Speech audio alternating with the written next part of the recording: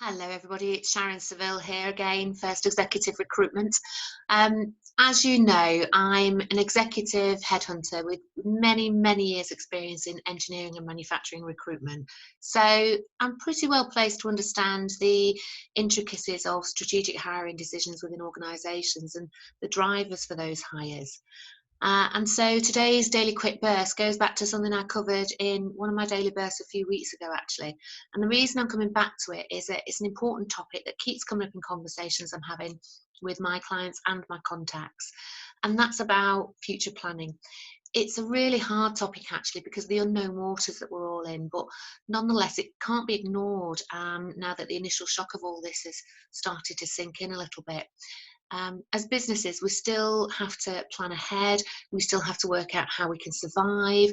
We still have to ensure that when the market turns, we're at the fore with our products or services. And recruitment is part of that future planning and not something that you should be holding off if you know that there are key strategic hires that were needed in your business before this pandemic. So this is for companies that might be looking or thinking of holding off on their recruitment because they aren't sure where the market is going to go or what's going to happen. Now really is the time to think very carefully as an end employer about your key strategic hires. Think about whether your key hire requirements are likely to change after this is over. You might have a slightly better idea of that now that we're a few weeks down the line with this new world. If you're doing your planning still, and you should be, regardless of the changes that you'll face daily, then you'll know whether that key hire requirement is likely to change. You'll also be starting to understand better about what it's likely to change into, and the odds are you're still going to need that person to help drive your business forward in some capacity. So with that in mind, I would strongly advise you to sit back and take a look at how you can manage this process so that actually you're ahead of the curve and ready for action when those key individuals that you want driving your business forward when the economy turns are in situ.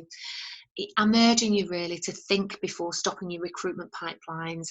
And it's not lost on me that that might sound counterintuitive considering the climate, but you can still progress both existing and new recruitment requirements over a reasonable time frame that keeps everybody engaged, but also gives both parties time to make informed decisions.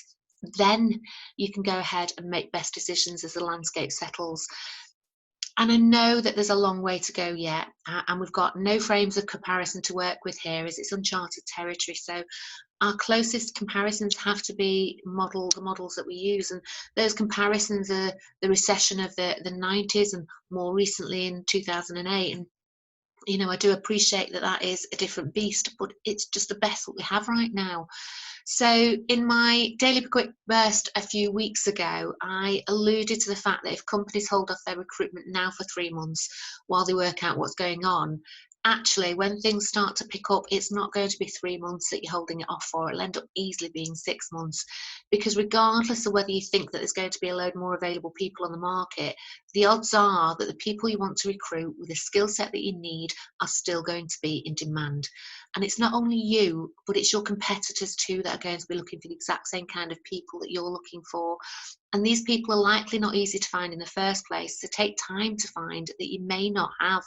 So once you've established a key strategic hire is still going to be needed in some form, start the recruitment process and potentially secure those golden handcuffs around the candidates that when the time is right, they're coming to you and not your competitors.